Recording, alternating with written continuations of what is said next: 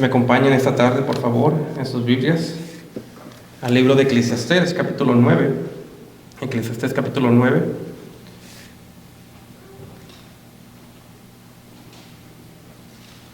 Hace más o menos lo compartí con el grupo de mujeres y creí que fuera bueno compartirlo con toda la iglesia. Este pasaje de Eclesiastés, capítulo 9. Si me acompañan ahí, por favor. Vamos a leer del versículo 1 al versículo 10, Eclesiastés capítulo 9 y el versículo del 1 al 10, estoy leyendo de la Reina Valera SBT, que dice: ciertamente he dado mi corazón a todas estas cosas para declarar todo esto, que los justos y los sabios y sus obras están en la mano de Dios, y que no conoce el hombre ni el amor ni el odio, todo pasa delante de él.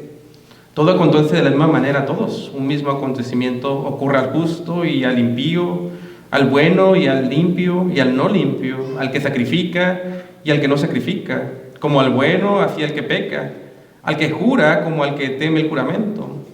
Este mal hay entre todo lo que se hace debajo del sol, que un mismo acontecimiento ocurre a todos, y también que el corazón de los hijos de los hombres esté lleno de mal, y que la locura esté en sus corazones durante sus vidas y después se van a los muertos. Aún hay esperanza para todo aquel que está unido con los vivos, pero mejor es perro vivo que león muerto. Porque los que viven saben que han de morir, pero los muertos nada saben, ni tienen más paga, porque su memoria es puesta en olvido. También su amor y su odio y su envidia ya perecieron. Ya nunca tienen más parte en todo lo que se hace debajo del sol.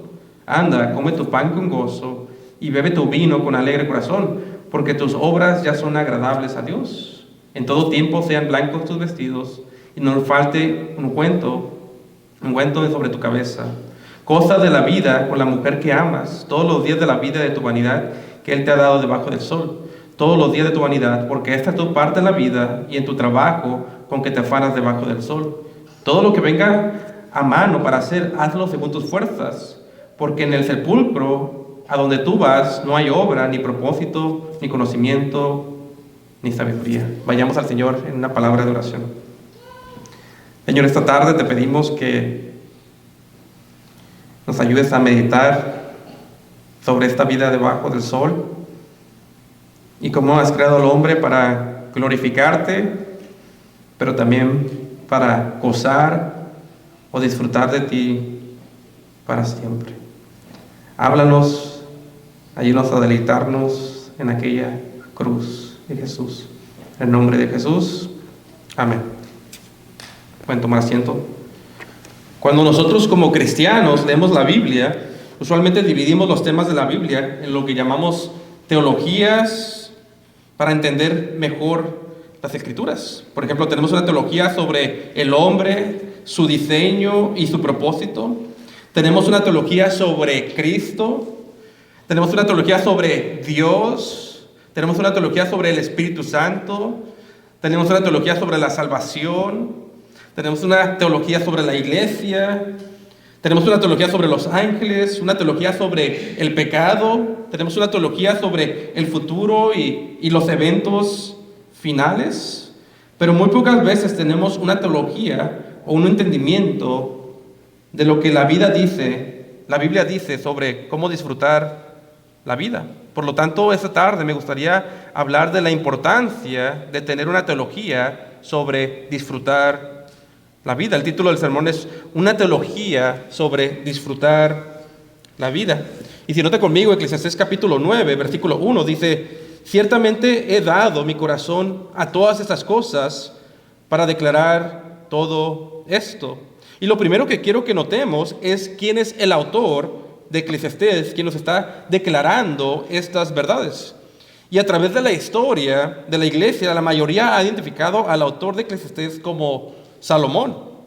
Y se cree que Salomón es el autor porque las descripciones que da sobre sí mismo el autor a través del libro concuerdan con la vida de Salomón. Por ejemplo, en el capítulo 1 de Eclesiastés, el autor se autodescribe como el hijo de David y rey sobre Jerusalén.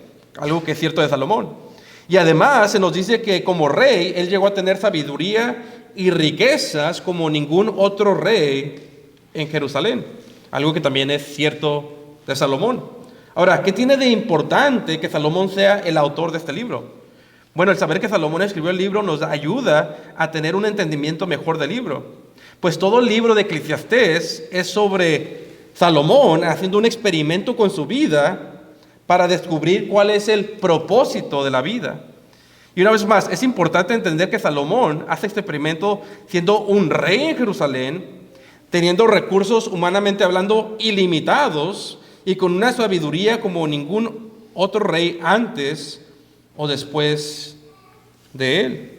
Ahora no se recomienda que alguien trate de replicar este experimento que Salomón hizo con su vida, pues ciertamente pecó muchas veces, pero ciertamente podemos aprender las conclusiones a las que Salomón llegó sobre el propósito de la vida debajo del sol. Pues aquí en el libro de Eclesiastés vemos que Salomón buscó el significado de la vida en el placer. Salomón buscó el significado de la vida en el entretenimiento y reírse. Buscó el significado de la vida en construir casas y jardines magníficos que solamente reyes pueden construir. Buscó el significado de la vida en llenarse de tesoros y riquezas, en buscar la sabiduría, en la música, y todo lo que los ojos de Salomón quisieron, él lo obtuvo. ¿Y saben cuál fue la conclusión de Salomón después de probar cada una de estas cosas? La conclusión de Salomón, después de buscar el propósito en estas cosas, fue que todo es vanidad de vanidades. Es decir, la conclusión de Salomón es que todo en esta vida es en vano, porque un día vamos a morir y nada de esto tiene provecho después de la muerte. Dicho de otra manera, Salomón concluye que todo esto es en vano cuando buscamos el placer sin considerar a Dios, sin considerar la muerte y sin considerar el juicio venidero. Pero escuchen, Salomón también concluye que la manera en que verdaderamente podemos disfrutar la vida es si tememos a Dios primero. En otras palabras, Salomón concluye que la única manera de disfrutar la vida es vivir a la luz de que un día vas a morir y después vas a ser juzgado por Dios por tus obras, sean buenas o sean malas. Aplicación número 1. Cuando uno es joven, uno quiere disfrutar la vida y rara vez considera a Dios. Pero escuchen, jóvenes, si vives de esta manera, encontrarás como Salomón que la vida sin Dios es vanidad de vanidades, todo es vanidad. Es decir, si no consideras a Dios, todo lo que hagas en la vida no tiene valor, pues morirás y después vendrá el juicio. Pues es solo hasta que primero temes a Dios y gozas de Dios que verdaderamente podrás entender y disfrutar la vida debajo del sol. Aplicación número 2. Hermano, hermana, joven, jovencita, cristiano, ¿sabías que Dios sí quiere que disfrutemos la vida? ¿Sabías que Dios es benigno y en su benignidad desea que disfrutemos de Él y de esta vida debajo del sol? Pregunta, ¿tienes una teología sobre disfrutar la vida? ¿Verdaderamente entiendes que Dios es benigno? Aplicación número 3. Ahora, ¿por qué estoy predicando sobre este tema? ¿Por qué es importante tener una teología de disfrutar la vida? La primera razón por la cual es importante esta teología de disfrutar la vida es porque Dios quiere que le glorifiquemos cuando disfrutamos aún de las cosas más pequeñas de esta vida. La segunda razón por la cual es importante tener una teología de disfrutar la vida es porque muchas veces nos creemos la mentira de la serpiente en Génesis 3, que a Dios le desagrada la idea de que seamos felices, tengamos una sonrisa o haya risa en nuestra vida. Y esto afecta a los cristianos con un cristianismo amargo, pesado y sin gozo, pero también afecta a los hijos de esos cristianos, pues muchos son atraídos al mundo porque no tienen una teología bíblica de disfrutar la vida debajo del sol. Por lo tanto, escuchemos lo que el Espíritu Santo nos enseña sobre cómo disfrutar la vida debajo del sol. Vayamos al pasaje, noten capítulo 9, versículo 1 de Eclesiastés, dice: ciertamente he dado mi corazón a todas estas cosas, para declarar todo esto, que los justos y los sabios y sus obras están en la mano de Dios, y que no conocen el hombre, ni el amor, ni el odio, todo pasa delante de él. Aquí el predicador de Israel, es decir, Salomón, nos declara una verdad sobre el hombre, y nos dice que el hombre y toda su vida que todos nosotros estamos en las manos de Dios. Es decir, que Dios tiene el control de nuestras vidas y aún nuestros destinos. Y luego nos dice el predicador que por esta razón el hombre desde que nace no sabe cómo le irá en la vida. A esto se refiere el predicador cuando dice que el hombre no sabe si le vendrá el amor o odio a la vida, pues es Dios quien tiene la vida del hombre en su mano soberana. Solamente Dios conoce y decreta lo que será de la vida de cada hombre debajo del sol. Ahora, con eso en mente, guarden su lugar ahí y vayan al capítulo 3. Guarden su lugar ahí en el capítulo 9 y vayan al capítulo 3 rápidamente. Y voy a leer del versículo 1 al versículo 11. Eclesiastés capítulo 3, versículo 1 dice: todo tiene su sazón y todo lo que se quiere debajo del cielo tiene su tiempo. Tiempo de nacer y tiempo de morir. Tiempo de plantar y tiempo de arrancar lo plantado. Tiempo de matar y tiempo de curar. Tiempo de destruir y tiempo de edificar. Tiempo de llorar y tiempo de reír. Tiempo de endechar y tiempo de bailar. Tiempo de esparcir piedras y tiempo de juntar piedras. Tiempo de abrazar y tiempo de alejarse de abrazar. Tiempo de buscar y tiempo de perder. Tiempo de guardar y tiempo de tirar. Tiempo de romper y tiempo de coser. Tiempo de callar y tiempo de hablar. Tiempo de amar y tiempo de aborrecer. Tiempo de guerra y tiempo de paz. ¿Qué provecho tiene el que trabaja de la labor que hace?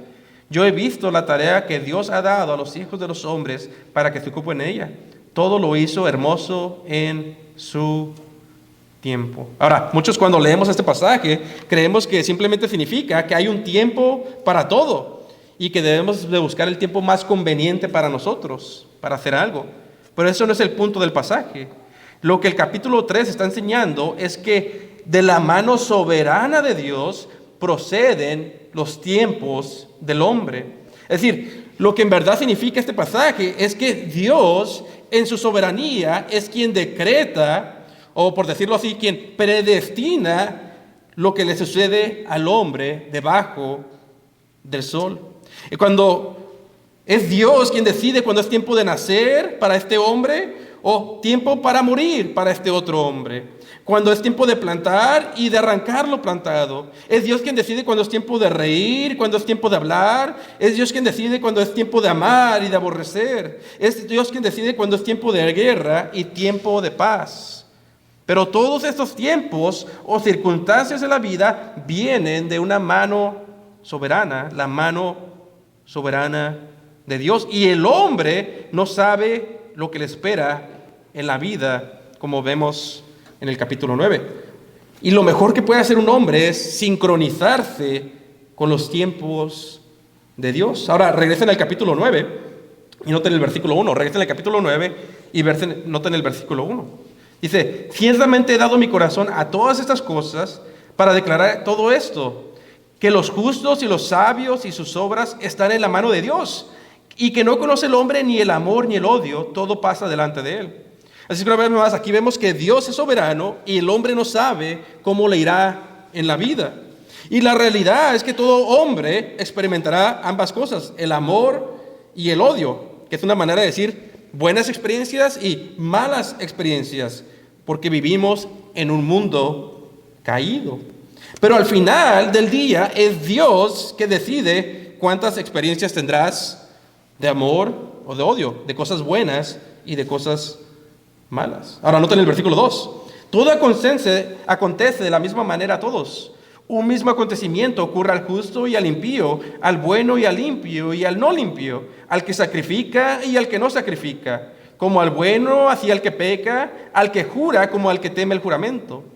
Aquí vemos que el predicador ahora nos habla de algo que le espera a todo hombre, a todo ser humano. Y nos dice que esto le pasa al justo y al impío. Y esta es una manera de hablar de extremos, al que sacrifica y al que no sacrifica, al bueno y al que peca, al que jura como al que no jura. Y es una manera de decir que es a todo hombre. Esto le sucede a todos los hombres, incluyéndonos a nosotros. Ahora, ¿qué es esto que le sucede a todo hombre? ¿Que le espera al justo y al impío? Noten el versículo 3. este mal hay entre todo lo que se hace debajo del sol, que un mismo acontecimiento ocurra a todos, y también que el corazón de los hijos de los hombres esté lleno de mal, y que la locura esté en sus corazones durante sus vidas, y después se van a los muertos. Aquí Salomón, entre sus observaciones como un científico y este experimento con su propia vida, llega a la conclusión que una cosa le espera a todos, y esto es la muerte. Y noten que Salomón le llama a este proceso de la vida y la muerte del hombre un mal. Y esto es un mal porque Salomón nos dice que los hijos de los hombres, desde que nacen, están llenos de maldad, viven en locura y después mueren. Es decir, lo que el predicador está diciendo es que desde que el hombre nace, está corrompido por el pecado que heredó de Adán en la caída de Génesis capítulo 3. Y después que el hombre nace, vive una vida de locura sin considerar a Dios. El vivir con locura es como Salomón, solo buscando el placer o el significado de la vida en todas partes, solo para darte cuenta que todo es vanidad de vanidades, a la luz de tu muerte y a la luz del juicio final. Noten el versículo 3. Este mal hay entre todo lo que se hace debajo del sol, que un mismo acontecimiento ocurra a todos, y también que el corazón de los hijos de los hombres esté lleno de mal, y que la locura esté en sus corazones durante sus vidas, y después se van a los muertos. Aplicación número 1. A todos aquí nos gusta pensar en los cumpleaños, pero la verdad es que a ninguno nos gusta pensar en los funerales o en la muerte. Pero lo que nos dice Salomón es que si hay una cosa segura para tu vida, es que tú vas a morir. Cada persona que está en esta congregación, un día no están aquí, más o menos en 100 años, no habrá una sola persona en esta habitación de las que están presentes en este momento. Hebreos 9:27. Y de la misma manera que está establecida a los hombres que mueran una sola vez y después de esto el juicio. Pregunta, ¿estás listo para enfrentar la muerte cuando ésta llegue a ti? ¿O estás preparado para enfrentar la muerte de tus seres queridos?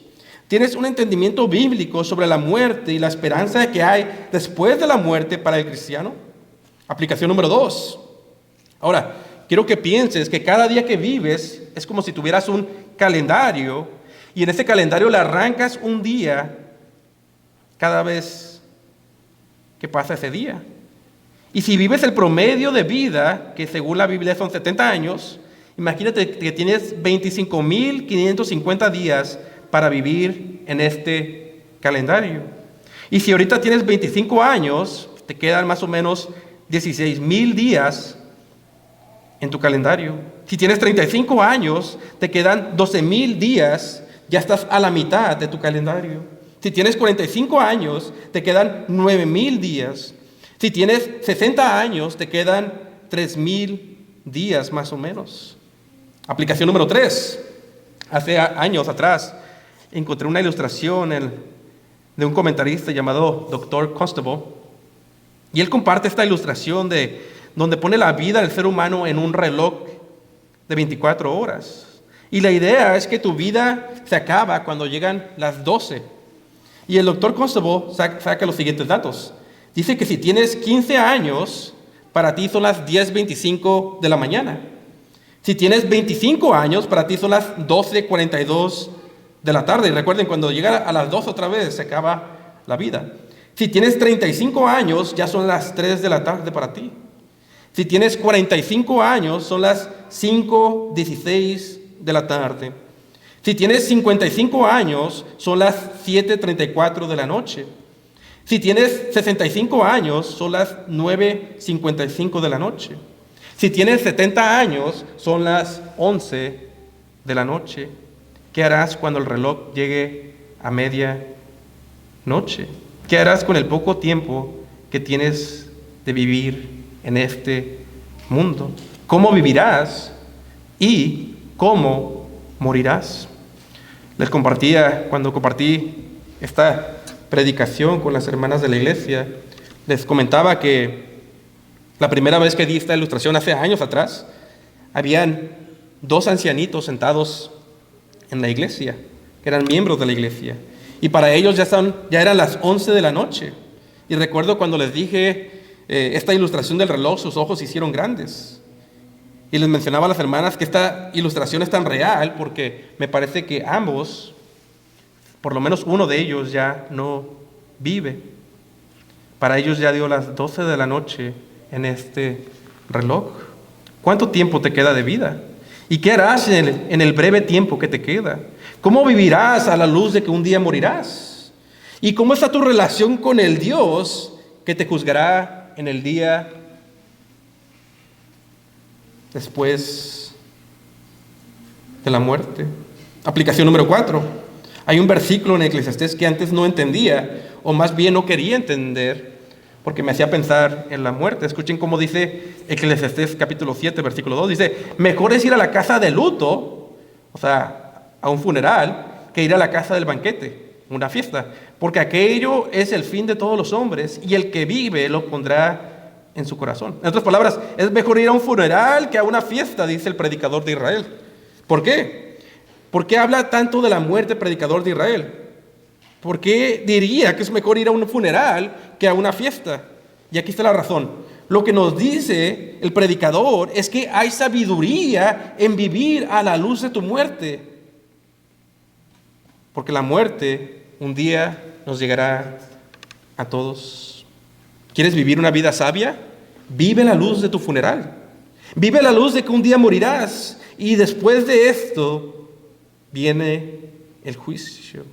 Porque cuando hagas esto, entenderás que cada día es un regalo de Dios. Cuando hagas esto, apreciarás la doctrina de la Biblia, de la justificación, que un día te pararás delante de Dios y que solamente por el mérito de Cristo, si has creído en Él para salvación, te salvará de una condenación eterna en el infierno. Cuando hagas esto, apreciarás la doctrina de la resurrección de los cristianos, que un día resucitaremos en cuerpos físicos y glorificados para vida a la semejanza del Hijo de Dios. Cuando hagas esto, vivirás a la luz de la eternidad y no gastarás el tiempo en cosas que no son tan importantes en esta vida debajo del sol. Noten del versículo 3 al versículo 4. Este mal hay entre todo lo que se hace debajo del sol, que un mismo acontecimiento ocurre a todos, y también que el corazón de los hijos de los hombres esté lleno de mal, y que la locura esté en sus corazones durante sus vidas, y después se van a los muertos. Ahora noten el versículo 4. Les compartí a las hermanas que este era uno de mis versículos favoritos, y lo digo con sarcasmo, ¿no? Noten el versículo 4, dice, aún hay esperanza para todo aquel que está unido con los vivos, porque mejor es perro vivo que león muerto. Este lo pueden poner en su refrigerador o en un calendario, ¿verdad? Porque mejor es perro vivo que león muerto. Pero ¿qué significa este versículo? Significa que es mejor estar vivo que estar muerto. Pues aunque un león es más fuerte que un perro, si el león está muerto, está en mejor estado el perro. Es decir, una vez que mueres, ya no hay manera de cambiar nada en tu vida. No puedes ni agregar ni quitarle a lo que fue tu vida. En ese sentido, y solamente en ese sentido, este pasaje está hablando de que es mejor estar vivo, el perro vivo, que un león muerto. Porque si todavía estás vivo, tienes tiempo de conformar tu vida para vivir para la gloria de Dios y no vivir para las vanidades de este mundo. Noten el versículo 4 al versículo 5. Aún hay esperanza para todo aquel que está unido con los vivos, porque mejor es perro vivo que león muerto. Noten el versículo 5. Porque los que viven saben que han de morir, pero los muertos nada saben, ni tienen más paga porque su memoria es puesta en el olvido. Aquí una vez más el predicador nos resalta que es mejor estar vivo que muerto, en el sentido de que puedes vivir una vida sabia si estás consciente de que un día morirás. Pero los que ya murieron, aún su memoria o su recuerdo pronto será olvidado. Y el punto, una vez más, es que hay sabiduría al vivir a la luz de tu muerte y de que un día te pararás delante de Dios para dar cuenta por tu vida. Noten el versículo 6. También su amor y su odio y su envidia ya aparecieron y ya nunca tienen más parte en todo lo que se hace debajo del sol. Aquí Salomón extiende su explicación y nos dice que aquellas personas que ya murieron, en realidad aún esas cosas por las que se afligían en la vida ya no importan mucho. Es decir, todo lo que hicieron, amar, envidiar o odio, ya cesó. ¿Por qué? Porque están muertos y no están pensando en esas cosas en ese momento. Pregunta, ¿y qué tiene que ver esto con una teología de disfrutar la vida? Noten el versículo 7. Anda, come tu pan con gozo y bebe tu vino con alegre corazón, porque tus obras ya son agradables a Dios. Noten el consejo que da el predicador aquí al pueblo de Dios después de decirles que vivan a la luz de su muerte. El predicador nos dice, ves y come tu pan. ¿Y sabes qué? Come tu pan con gozo. Y no solo eso, sino que nos dice, ves y bebe tu vino, porque el vino alegra el corazón del hombre. En otras palabras, el predicador le dice al pueblo de Dios, ves y disfruta de tu comida y de la vida debajo del sol, y da una razón específica de por qué podemos disfrutar la vida, y dice que tus obras ya son agradables a Dios. Versículo 7, anda, come tu pan con gozo y bebe tu vino con alegre corazón, porque tus obras ya son agradables a Dios. Ahora, ¿qué no todo lo que dijo Salomón parece una contradicción? ¿Qué no dijo que la vida es vanidad de vanidades? ¿Qué no dijo que la vida a la luz de la muerte no tiene provecho? Bueno, el que la vida es vanidad de vanidades es la conclusión para alguien que no vive por fe en Dios y en Jesucristo. Esa es la conclusión de aquel que busca disfrutar la vida sin considerar a Dios y es un idólatra que será lanzado al infierno al final de sus días.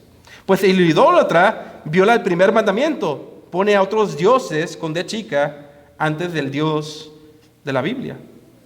Pero una vez más, cuando consideras a Dios, cuando tienes fe en Dios por medio de Jesucristo para salvación de tus pecados, la conclusión es radicalmente diferente. Pues entiendes que un día vas a morir, pero que tu Salvador Jesús venció la muerte en la cruz y que ha resucitado corporalmente de entre los muertos y que tú también resucitarás corporalmente. Cuando entiendes que después de tu muerte serás juzgado por lo que hayas hecho bueno o malo, pero que Cristo te ha justificado, te ha declarado justo por su mérito y no el tuyo, y que puedes ponerte de pie en el día del juicio, confiado, no por tus obras, sino por las de uno que es perfecto. Cuando entiendes que has sido adoptado por la fe a la familia de Dios Padre, por medio de Jesús, nuestro hermano mayor y representante, entonces para ti la vida sí tiene sentido. Entonces para ti la vida tiene propósito y es glorificar a Dios y gozar de Él para siempre. Y es entonces que puedes seguir como creyente el consejo del predicador de Israel. Nota en el versículo 7. Anda, come tu pan con gozo y bebe tu vino con alegre corazón, porque tus obras ya son, tiempo presente, agradables a Dios. Y noten el descanso que esta teología nos da, pues nos dice que podemos disfrutar de la vida como creyentes, porque las obras ya son agradables a Dios. Por lo tanto, en este breve tiempo que tenemos debajo del sol, podemos y debemos de tener una teología para disfrutar la vida. Aplicación número 1. Hermanos, esto de una teología de disfrutar la vida no es una doctrina nueva, sino que los puritanos escriben de esto desde la primera pregunta del Catecismo de Westminster. Pregunta número 1 de Westminster Catecismo Menor dice: ¿cuál es el fin principal de la existencia del hombre? Respuesta: el fin principal de la existencia del hombre es glorificar a Dios y gozar de Él para siempre. Los reformados entendían que el propósito del hombre es glorificar a Dios, traerle honor. Pero escuchen, también entendían que el propósito del hombre era gozar o disfrutar de Dios para siempre. En otras palabras, escuchen, cuando disfrutas a Dios, entonces, y solamente entonces, puedes disfrutar de la vida debajo del sol. Ahora, no estoy hablando de buscar a Dios solo para recibir sus regalos. Eso es idolatría y un falso evangelio, conocido como el evangelio de la prosperidad.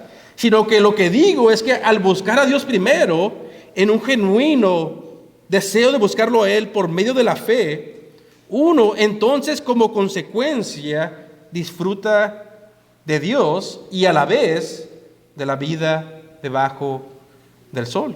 ¿Cómo está tu teología de disfrutar de la vida? Aplicación número 2.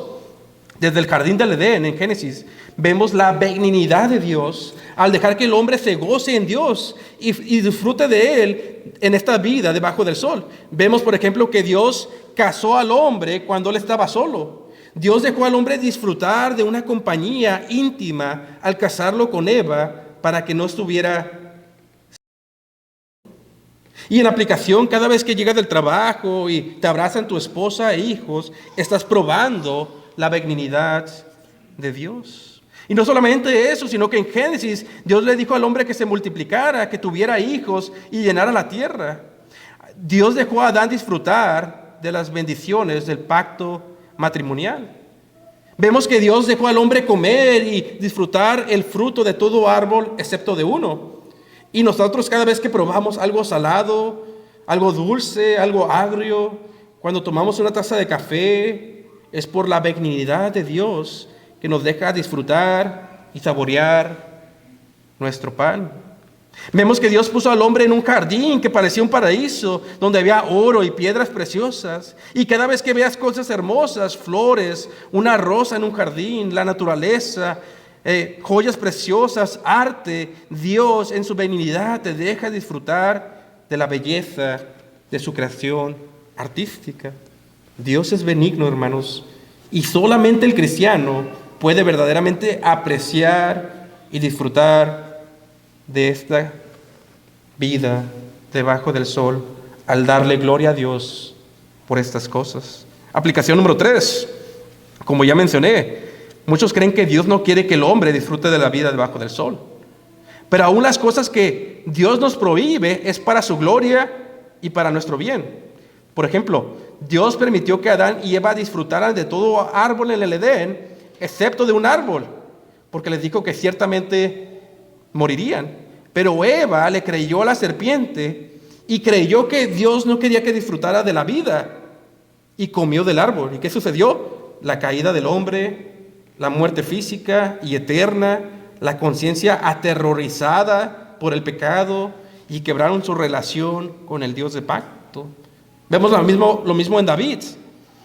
David quiso disfrutar la vida fuera de la voluntad de Dios y toma a Betsabé, quien no era su esposa, y comete adulterio con ella. Después se vuelve un asesino y mata al marido de Betsabé. ¿Cuáles fueron las consecuencias? La muerte vino a su familia como castigo y los problemas le seguirían el resto de su vida y una conciencia que hizo que aún se enfermara físicamente. Cuando el hombre quiere disfrutar la vida sin Dios, es un idólatra y traerá grandes consecuencias en esta vida y en la venidera. Aplicación número 4. Entonces, ¿cómo debemos de disfrutar la vida? Poniendo a Dios primero y no ser idólatras, buscando solamente sus bendiciones. Y no ser idólatras buscando solamente sus bendiciones. Debemos de mantener en mente que cuando disfrutamos la vida, esto debe de ser regulado por la ley de Dios, resumida en los 10 mandamientos. Pero una vez que está regulada tu vida por la palabra de Dios, una vez que hayas hecho esto, ves y disfruta de tu esposa, ves y disfruta de tu esposo, del entretenimiento, ríete, ves y disfruta de alimento, ves y come tacos, ves y disfruta de deportes, ves y disfruta de viajar. Ves y tómate una taza de café en el Cool Down Coffee. Ves y disfrútale del arte. No me pagó Alex para ese comercial. Pero haz estas cosas, disfruta de ellas y dale la gloria a Dios. Aplicación número 5. Algunas personas, incluso cristianos, piensan que todo el cristianismo solamente es orar y leer la Biblia. Ahora, escuchen, es importante orar y leer la Biblia. Es fundamental. Incluso hay unos que tenemos que mejorar en esta área. Es fundamental para el cristianismo, pero escuchen, también tenemos que tener una categoría en nuestra vida para aplicar lo que aprendimos de la Biblia a esta vida debajo del sol. Así es que, al igual que es piadoso cuando lees la Biblia, también es piadoso cuando estás aplicando lo que aprendiste de la Biblia. Si leíste en la Biblia sobre el trabajar como para el Señor y vas y trabajas en tu trabajo como para el Señor, arduamente, es igual de piadoso que cuando leíste la Biblia en la mañana. De la misma manera, es igual de piadoso cuando lees tu Biblia sobre el matrimonio y después vas y pasas tiempo con tu esposo o esposa y disfrutas de su compañía. Es igual de piadoso cuidar a tus hijos, cambiarles el pañal, reírte con ellos y sacarlos a comer hamburguesas o pizza cuando estabas leyendo, que cuando estabas leyendo tu Biblia en la mañana. Hermanos, necesitamos tener una teología de disfrutar la vida debajo del sol. Noten el versículo 7 al 8. Anda, come tu pan con gozo y bebe tu vino con alegre corazón, porque tus obras ya son tiempo presente, agradables a Dios. En todo tiempo sean blancos tus vestidos y no falte ungüento sobre tu cabeza o perfume sobre tu cabeza. Aquí los vestidos blancos y perfume representan el gozo y el festejo en las Escrituras. Básicamente el predicador está diciendo que disfrutes la vida y te goces, que vivas en contentamiento con el poco tiempo que tienes debajo del sol. Y claro, siempre y cuando lo hagas regulado por la palabra de Dios. Y aplicación número 1, estas verdades bíblicas deberían de ser de ánimo para el joven cristiano. Pues Dios sí quiere que disfrutes la vida y festejes con los regalos que te ha dado. Pero cuando lo hagas, hazlo consciente de temer a Dios, de tu muerte y del juicio final. Nota el versículo 9. Goza de la vida con la mujer que amas todos los días de la vida de tu vanidad que Él te ha dado debajo del sol. Todos los días de tu vanidad, porque esta es tu parte de la vida y en tu trabajo con que te afanas debajo del sol. Aquí Salomón vuelve a tocar el tema de disfrutar la vida. Y ahora nos llama a disfrutar a nuestra esposa, a la mujer que Dios te dio, tu matrimonio, que disfrutes los beneficios de esa relación íntima de pacto, bendecida por Dios. Aplicación número 1. No sé si recuerdan cuando Abraham en la Biblia miente sobre su esposa y dice que es su hermana. Bueno, cuando vemos la vida del hijo de Abraham, Isaac, él hace lo mismo. Él le miente a Abimelech, rey de los filisteos, y le dice que Rebeca, su esposa, es su hermana. Pero en este caso, Abimelech se da cuenta que Rebeca no es hermana de Isaac, sino su esposa. Y la razón que se da cuenta de esto, Abimelech, es porque él observaba por una ventana cómo Isaac y Rebeca disfrutaban de su compañía del uno y del otro como matrimonio. Escuchen cómo dice Génesis 26, 8, dice así. Y sucedió que después de que él estuvo allí muchos días, Abimelech, rey de los filisteos, mirando por una ventana, vio que he aquí Isaac jugueteaba con Rebeca, su mujer. ¿Qué quiero decir con esto? Que el tener una teología de disfrutar tu matrimonio incluye reír juntos y disfrutar del amor de tu familia. Disfrutar el amor de tu esposo o tu esposa, como era notorio con Isaac y Rebeca, que jugueteaban, se reían como una pareja que se amaba. Pues eso es el regalo que Dios les ha dado debajo del sol, el matrimonio. Aplicación número 2. Con esto dicho, recuerda que tienes tiempo limitado para vivir. Redime el tiempo, disfrútalo con tu familia. Pues cada oportunidad que tienes de pasar con tu esposa e hijos es como un cupón que tiene fecha de vencimiento. Y una vez que pasa el tiempo, pasaron las oportunidades y el tiempo ya no regresará. Versículo 10. Todo lo que venga a tu mano para hacerlo, hazlo según tus fuerzas. Porque en el sepulcro, a donde tú vas, no hay obra, ni propósito, ni conocimiento, ni sabiduría. Aquí Salomón dice que disfrutes de tu trabajo y que lo hagas con excelencia, pues tarde o temprano vamos a morir y ya no podrás trabajar en nada de lo que hacías en este mundo. En otras palabras, no seas perezoso en tu trabajo, sino trabaja como para el Señor. Hazlo con excelencia para la gloria de Dios, pues este es tu regalo debajo del sol. ¿Cuál es el fin principal de la existencia del hombre? El fin principal de la existencia del hombre es glorificar a Dios y gozar de Él para siempre. Oremos. Señor, te damos gracias, Señor, por este tiempo en tu palabra. Te pedimos que como iglesia y como creyentes te podamos glorificar y que podamos disfrutar de ti para siempre. Lo pedimos en el nombre de Jesús. Amén.